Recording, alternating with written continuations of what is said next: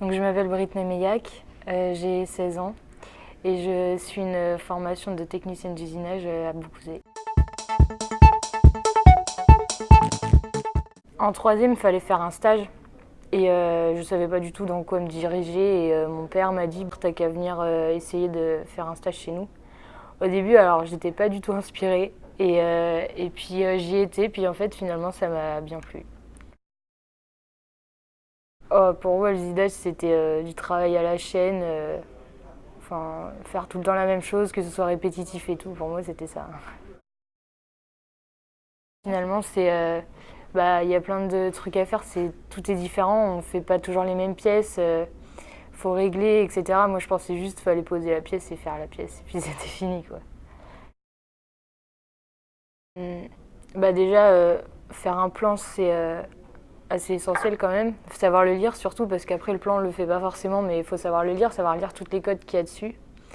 Ensuite, il y a tous les outils à monter, il faut faire attention à quels outils on prend, parce que ça dépend de la matière qu'on utilise. Et ensuite, il y a les cotes à respecter. Du coup, sur les pièces, faut pas que ça fasse trop ou pas assez. Faut faire, c'est hyper, comment dire, c'est hyper pointilleux, on va dire. Et, euh, et puis ensuite, après, il faut contrôler toute sa pièce.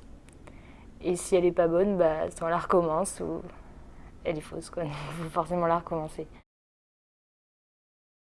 Faut bien réfléchir parce que si on réfléchit pas, par exemple sur les plans, il n'y a pas toutes les codes de marquer, il y a des calculs à faire, etc.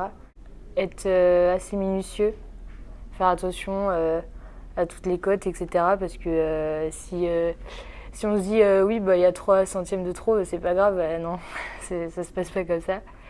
Et voilà, après, être assez patient aussi. On est 2 semaines donc en cours où il y a, les cours normaux, les cours généraux comme le français, les maths, etc. Il y a tout ce qui est matière technique et puis à côté il y a l'atelier. Pendant ces semaines de cours là, on a une journée et demie d'atelier. Et puis après, pendant 2 voire à 3 semaines, on part en entreprise, pardon. Ça permet de plus se perfectionner, je pense. Donc, puis moi je préfère parce que l'école c'est pas trop mon truc, alors quand on alterne, ça passe, on apprend mieux, je trouve. Moi, je voudrais poursuivre par le bac+2. Après, on peut toujours poursuivre, on peut poursuivre encore, je pense, après. Donc, ça, c'est pas parce qu'on va en bac pro qu'on arrête tout de suite après. Comme ce que pourrait penser tout le monde. L'apprentissage, c'est pas arrêter ses études, c'est juste rentrer un peu plus dans le monde professionnel, c'est tout. Que si on aime la mécanique et qu'on aime monter, démonter, et faire des pièces, qu'il faut y aller et que c'est pas l'apprentissage, ça doit pas faire peur. Et que même si on est une fille, on peut y arriver quand même.